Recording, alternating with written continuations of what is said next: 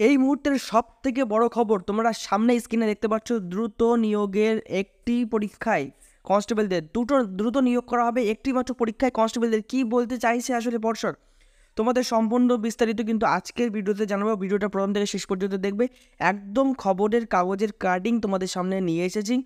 12,000-এর বেশি পদে কিন্তু কনস্টেবল পদে কিন্তু নিয়োগ হবে এবং সেখানে নিয়োগ প্রক্রিয়া সম্পূর্ণ একদম আলাদা হয়ে গেছে। আগে যে প্রক্রিয়ায় নিয়োগ হতো সেই সেরকম কোনো পদ্ধতি এখানে থাকছে না। নতুনভাবে একটি পরীক্ষার মাধ্যমে নিয়োগ হবে। সম্পূর্ণ বিস্তারিত ভিডিওতে জানাবো।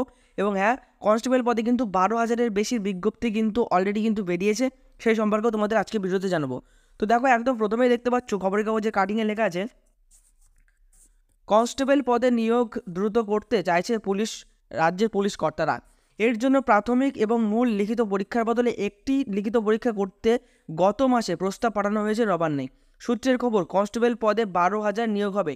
যে কথাটা আমি এতক্ষণ বলছিলাম, 12,000 নিয়োগের কিন্তু কথা কিন্তু এখানে বলেছে। 12,000 নিয়োগ হবে, সেই ছাড়পত্র মিলেছে মন্ত্রিসভার পক্ষ থেকে। মন্ত্রিসভার পক্ষ থেকে অলরেডি 12,000+ পদে কিন্তু কনস্টেবল পদে নিয়োগের যে ছাড়পত্র সেটা কিন্তু অলরেডি বেরিয়ে গেছে। তা দ্রুত শেষ করতে দুটির বদলে একটি পরীক্ষা করতে চাইছে পুলিশ কর্তারা। মানে আগে যে পরীক্ষাটা কি কনস্টেবলের পরীক্ষা কী হতো, দুটো পদে হতো, একটা হতো প্রিলি, তারপরে মেন হতো, তারপরে মৌখিক হতো, ফিটনেস টেস্ট বা এগুলো তোমাদের হতো, ঠিক আছে। কিন্তু সেখানে প্রচুর টাইম লেগে যেত, সেই জন্যই কিন্তু এই যে দুটো প্রক্রিয়া বা দুটো পরীক্ষা সেটাকে কিন্তু কমিয়ে পুলিশ কর্তারা বলতে চাইছে যদি একটা প্রক্রিয়া বা একটা পরীক্ষা নেওয়া হয় তাহলে কিন্তু সেই ক্ষেত্রে কিন্তু সুযোগ সুবিধা বেশি হয় বা দ্রুত নিয়োগটা বা এই যে শূন্যপদ সেটা কিন্তু দ্রুত পূরণ করা সম্ভব হয়। দেখে নিই পরবর্তীতে কী বলছে। নবান্ন সূত্রের খবর, বর্তমানে কনস্টেবলের নিয়োগে প্রথমে প্রাথমিক লিখিত পরীক্ষা হয়, মানে যেটা প্রিলি, তারপর শারীরিক মাপযোগ হয় এবং দক্ষতা পরীক্ষার উত্তীর্ণ হলে মূল পরীক্ষা দিতে হয়, ঠিক আছে। মানে প্রথমে তোমাদের প্রিলি হয়, তারপরে ফিটনেস টেস্ট বা ফিজিক্যাল যে টেস্টটা হয়, তারপরে কিন্তু মেন পরীক্ষাটা হয়। তাতে পাশ করলে মৌখিক পরীক্ষায় ডাকা হয়। এক সরকারি কর্তা জানান, পুরো প্রক্রিয়া প্রশিক্ষণ পর্ব শেষ করতে 6 মাসের সময় লাগছে। মানে একদম প্রক্রিয়া মানে পরীক্ষা নেওয়া থেকে শুরু করে প্রশিক্ষণ বা ট্রেনিং পর্যন্ত 6 মাসের বেশি সময় কিন্তু লেগে যাচ্ছে, ঠিক আছে। ওই সময় কমাতে একটি লিখিত পরীক্ষা করার প্রস্তাব, মানে যে লিখিত পরীক্ষা দুটো ধাপে, একটা প্রিলি একটা মেন, সেটাকে কমিয়ে একটা সিঙ্গেল পরীক্ষা নেওয়ার কথা কিন্তু এখানে আভাসটা কিন্তু পাওয়া যাচ্ছে, ঠিক আছে। নেক্সট দেখো কী বলেছে, নিয়োগ পরীক্ষার শেষে কনফার্ম তালিকার সঙ্গে একটি রিজার্ভ তালিকা করার কথাও বলা হয়েছে। রিজার্ভ তালিকা মানে কি, দেখা যাচ্ছে নিয়োগের একটা তালিকা বা যে তোমাদের যে কারা কারা মানে নিয়োগ যাদেরকে করা হবে তার একটা লিস্ট বেরোলো। তারপরেও এখানে কিন্তু বলেছে কনফার্ম তালিকার সাথে সাথে একটা রিজার্ভ তালিকা রাখা উচিত। কী সেই রিজার্ভ তালিকা, তার মানে কি, রিজার্ভ তালিকায় থাকলে কী হবে, না থাকলে বা কী হবে, দেখিনি পরবর্তীতে কী বলছে। আগের বছরে প্রায় 8,500 কনস্টেবল নিয়োগ করা হয়েছে পুলিশে। সব প্রক্রিয়া শেষ। প্রশিক্ষণের সময় দেখা গিয়েছে উত্তীর্ণ তালিকায় বেশ কয়েকজন তাদের যোগ দেননি। দেখো, আগে আমি একটা ভিডিও কিন্তু সম্পূর্ণ ব্যাপারটা কিন্তু খুলে বলেছিলাম যে না, দেখা যায় যে সরকার রিক্রুটমেন্ট বের করছে কত হাজার, 8,000-এর, ঠিক আছে। 8,000 দেখা যাচ্ছে রিক্রুটমেন্ট বেরোলো, কিন্তু 8,000 জনকে যখন নেওয়া হবে অনেকে কিন্তু ট্রেনিংয়ের সময় যায় না, ঠিক সব পরীক্ষা ধাপে ধাপে বেরোনোর পর ট্রেনিংয়ের সময় গেল না। তাহলে দেখা যাচ্ছে এখান থেকে প্রায় 1,000 জন ট্রেনিংয়ে গেলই না, তাহলে কিন্তু 7,000, আরও 1,000 কিন্তু ভ্যাকান্সি থেকে গেল। এবার এর ফলে কী হচ্ছে, তারা তো গেল না, কিন্তু দেখা যাচ্ছে যে সেই 1,000 নতুন ছেলে মেয়ে যাদের ভবিষ্যতে কিন্তু ভবিষ্যৎটা বেটার হয়ে যেত, যে চাকরিটা পেয়ে যেত, সে কিন্তু হাতছাড়া হয়ে গেল। সেই রকম পসিবিলিটি কিন্তু আর রাখা হবে না। এবার তুমি বলবে যে কেন, এরকম কেউ হয় নাকি যে ট্রেনিংয়ের সময় যাবে না, তার আগে যায়? হ্যাঁ, অনেকেই হয়, অনেকে তারপরে বেটার চাকরির অপশান পেয়ে যায়, ঠিক আছে। কোনো সময় কারো মন অন্যদিকে চলে যায়, সেক্ষেত্রে এরকম ঘটনা ঘটে থাকে। সেই জন্য এখন কী বলেছে দেখো, সব প্রক্রিয়া শেষে প্রশিক্ষণের সময় দেখা গিয়েছিল উত্তীর্ণ তালিকায় বেশ কয়েকজন তাদের যোগ দেননি, ফলে ওই আসন ফাঁকা রেখেই প্রশিক্ষণ শুরু করতে হয়েছে।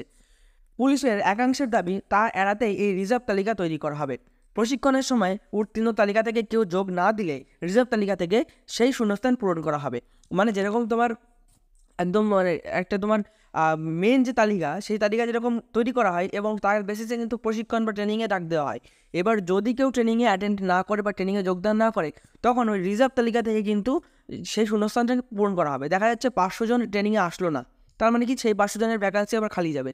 তখন কি করা হবে, এই যে রিজার্ভ লিস্টে যাদের যাদের নাম থাকবে তাদের থেকে কিন্তু সেই 500 জনকে কিন্তু পূরণ করা হবে। আশা করি তোমরা বুঝতে পেরেছো যে না, কেন রিজার্ভ তালিকা এবং রিজার্ভ তালিকায় থাকাও কিন্তু যথেষ্ট গুরুত্বপূর্ণ। তারপরে কি বলেছে দেখি, তবে এই তালিকা কোনোভাবে অপেক্ষমান তালিকা বলে গণ্য হবে না। এই না যে তুমি একবার রিজার্ভ তালিকায় রয়েছো মানে এইবার হয়নি, পরের বার তোমার আগে রিজার্ভ তালিকা থেকে পূরণ করবে, তারপরে মেন হবে, এরকম কিন্তু কিছুই না। রিজার্ভ তালিকাটা শুধুমাত্র এইবারের জন্য এবং প্রশিক্ষণের আগে পর্যন্ত। যদি প্রশিক্ষণে খালি থাকে, খালি যায়, সেক্ষেত্রে শূন্যস্থানটা সেই রিজার্ভ তালিকা থেকে নিয়ে পূরণ করা হবে।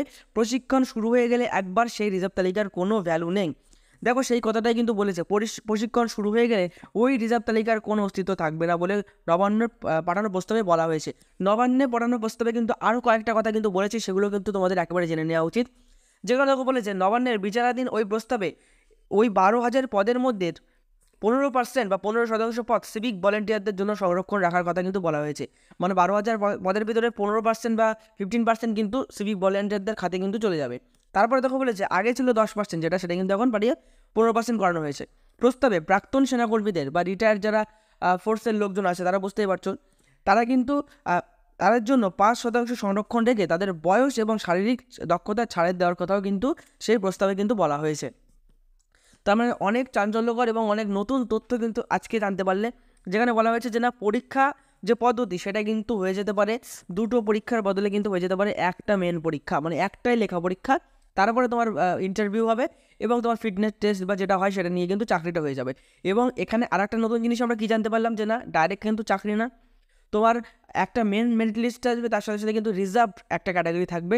যদি মেন মেরিট লিস্ট থেকে কেউ ট্রেনিংয়ে বা প্রশিক্ষণের সময় যদি অ্যাটেন্ড না করে, তখন কিন্তু রিজার্ভ ক্যাটাগরি থেকে সেই শূন্যস্থানটা কিন্তু পূরণ করা হবে। দুরকম কথা কিন্তু আমরা জানতে পারছি। এবং সবথেকে বড় কথা কিন্তু 12,000-এর ভ্যাকান্সি কিন্তু মন্ত্রিসভা থেকে পাস হয়ে গেছে। মানে এই ভ্যাকান্সি কিন্তু যত তাড়াতাড়ি সম্ভব তারা কিন্তু পূরণ করার চেষ্টা করবে। এবং তারা আছে বলেই তারা কিন্তু এই দুটো পরীক্ষার পদ্ধতি থেকে কমিয়ে একটা পরীক্ষায় আনতে চাইছে, ঠিক আছে? সুতরাং তোমরা কিন্তু প্রিপারেশন ভালো করে নাও। যাদের প্রিপারেশন কম আছে তারা কিন্তু প্রিপারেশন নেওয়া শুরু করে দাও, কারণ তুমি থেমে থাকলে কিন্তু অন্য একজন থেমে থাকবে না, তারা কিন্তু তোমার জায়গাটাতে কিন্তু দখল করে নেবে। সুতরাং নিজের জায়গায় নিজেকে দখল করতে হবে। নিজে যদি থেমে যাও তাহলে ভাববে যে না, তুমি থেমেছো মানে কি, সেই জায়গায় কিন্তু আরেকজন দৌড়াচ্ছে, ঠিক আছে? সুতরাং প্রিপারেশন কিন্তু ভালোভাবে নিতে হবে। আর যদি মনে করো যে না, আমাদের সাথে প্রিপারেশন নিতে চাও, তাহলে আমি বলে দিচ্ছি, আমাদের 249 টাকায় 6 মাসের কোর্স করিয়ে দিচ্ছি আমরা। কেপিডাব্লিউবিপি এবং কেপিডাব্লিউবিপি দুটোকে একসাথে আমরা করে দিচ্ছি। তোমরা যদি মাত্র 249 টাকা দিয়ে 6 মাসের কোর্স নিতে চাও, মাসে মাসে কোনো টাকা নেওয়া হবে না, একবারই পেমেন্ট। এবং কেউ যদি ভাবো যে না, টাকা কম, তার মানে মনে হয় এখানে তেমন কিছু না, অল্প করে নোট দিয়ে ছেড়ে দেওয়া হয়, তাহলে তাদের ক্ষেত্রে বলবো যে তারা তো তোমরা ভুল ভাবছো। আমাদের প্রত্যেক সাবজেক্টে আলাদা আলাদা টিচার আছে, তারা তোমাদের ক্লাস নেবেন এবং তোমাদের এত সুন্দর করে প্রিপেয়ার করে দেওয়া হবে যে তোমরা কল্পনাও করতে পারবে না, ঠিক আছে? টাকাটা কম হতে পারে কিন্তু ভ্যালু কিন্তু কম না। তো আজকের ভিডিওতে এই কথাগুলো তোমাদেরকে জানানো ছিল। আশা করি ভিডিওটা তোমাদের ভালো লেগেছে। দেখা হবে কোনো পরবর্তী ভিডিও কোনো নতুন টপিক নিয়ে। ততক্ষণ পর্যন্ত সুস্থ থেকো, ভালো থেকো, পড়াশোনা করতে থাকো। জয় হিন্দ, জয় ভারত।